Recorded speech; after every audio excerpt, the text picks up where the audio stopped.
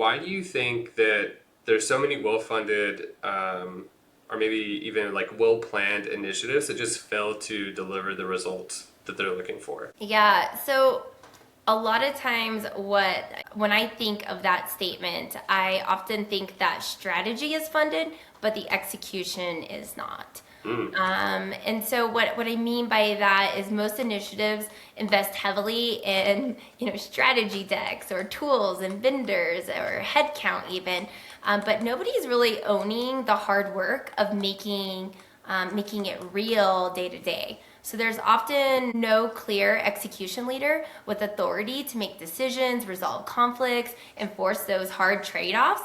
And so the result is great plans, but a weak follow through. And so that's kind of my perception on it.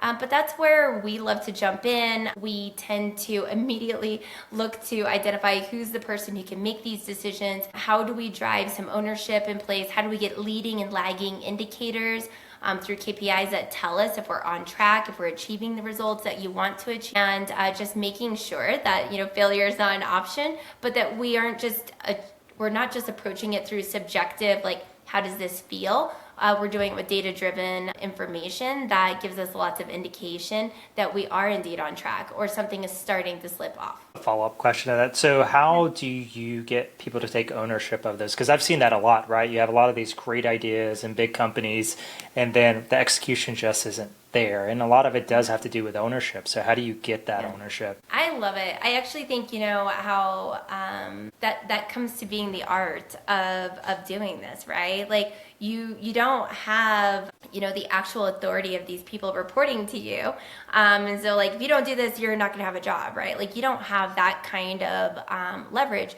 But what you have to be able to do is you have to be able to start to weave both the relationship plus the objective and what does actually motivate somebody to get something done.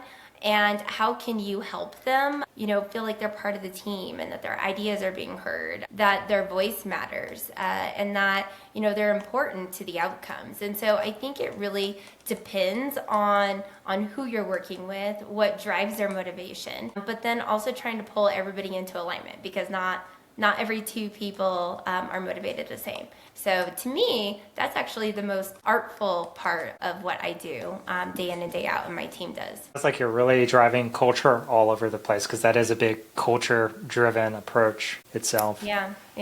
And it's tough. I mean, I'm not gonna sugarcoat it and say, oh, you just come in, you figure out that somebody likes chocolate and they'll do everything for you, right? Like that's not like always the way it works. Although I will say there are some crutches that people will do pretty much anything for. But, like culture is tough, especially post-merger, right? A lot of times you have two totally different cultures. You have, different locations or demographics or any of those different things that can really shift motivation. And I think it's just being emotionally intelligent, right? So we sometimes perform mergers that are acquiring an entity outside of the U.S. And for my company, that's great. We can do the process and we can do the technology.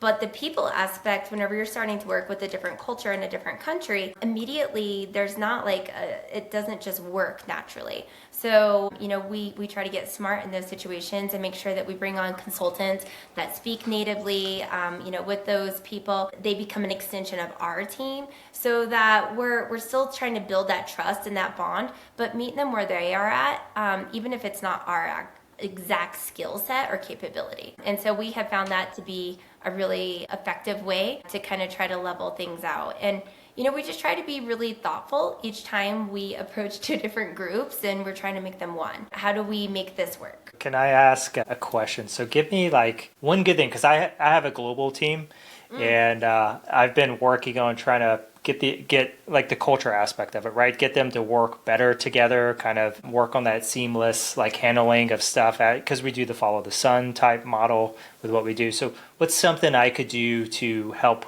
build that cohesion a little bit better there? Yeah, I think it has a lot to do with which cultures you're working with, and honestly, which demographics you're working with. Meaning, like some of the younger generation, they really love collaborating online and through chats. Where I'm finding some of the older generation, it's really hard to keep up with that kind of dialogue all day long and all the threads that come off of it, and it's really hard for them to stay focused, and they just want it all in one place in an email.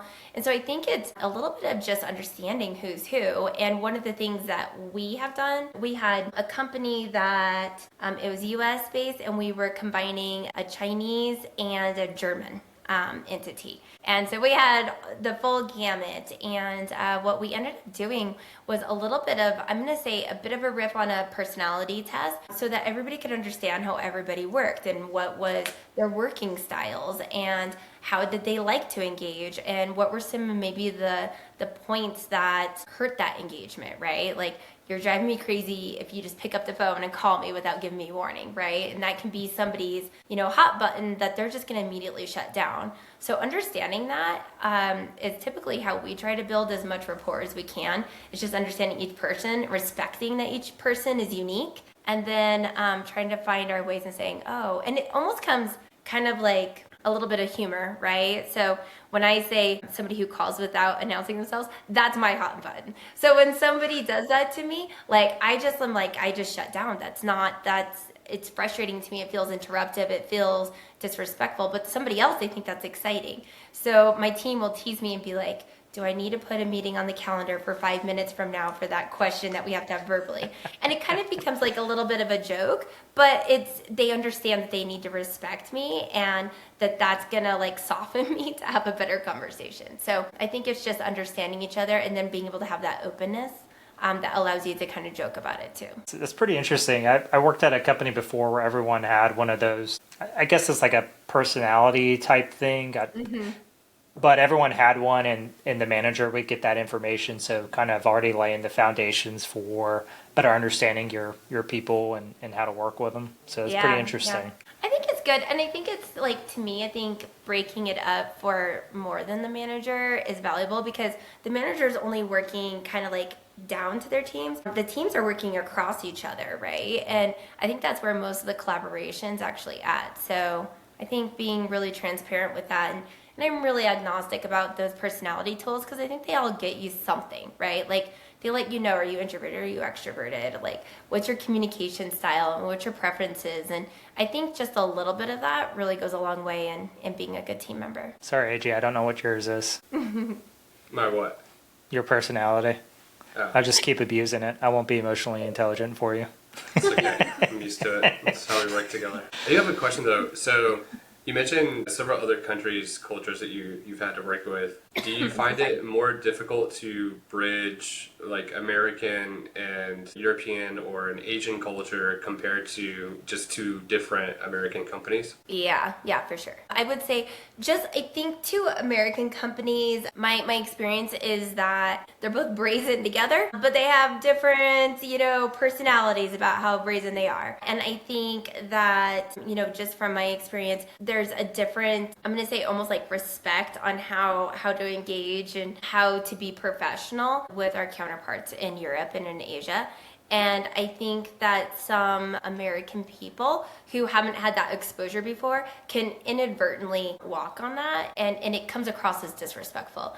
And so I don't know that I haven't seen it happen in one of my engagements. So it happens pretty much every single time. And it's more okay, how do we pull that back and how do we find a good rapport with each other and how do we just realize everybody's just human and we all just grew up different, but we're all going in one company after one objective.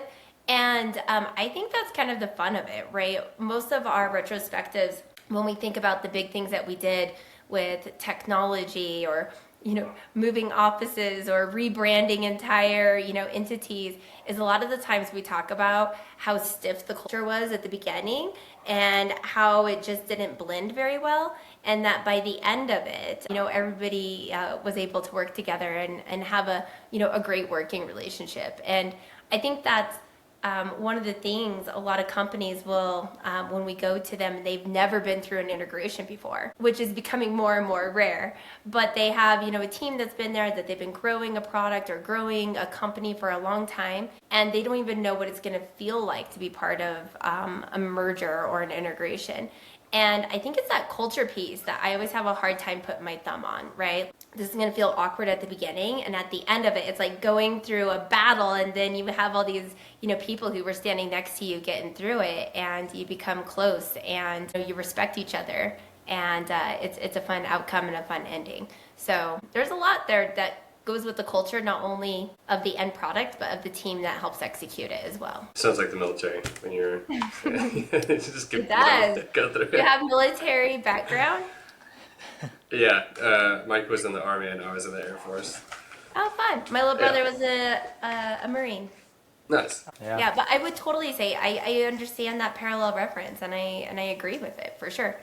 Just knowing my younger brother and all of his friends, and I met all these guys, and so many backgrounds and so much differences among them, and then the bestest people and the best friends, after being in it together for so long. It's great. It's so funny where once you get used to having to kind of change groups of people so frequently, it becomes a lot easier to kind of tear down those walls that separate you culturally and find those commonalities a lot quicker than you would otherwise. Absolutely. Yeah, I agree.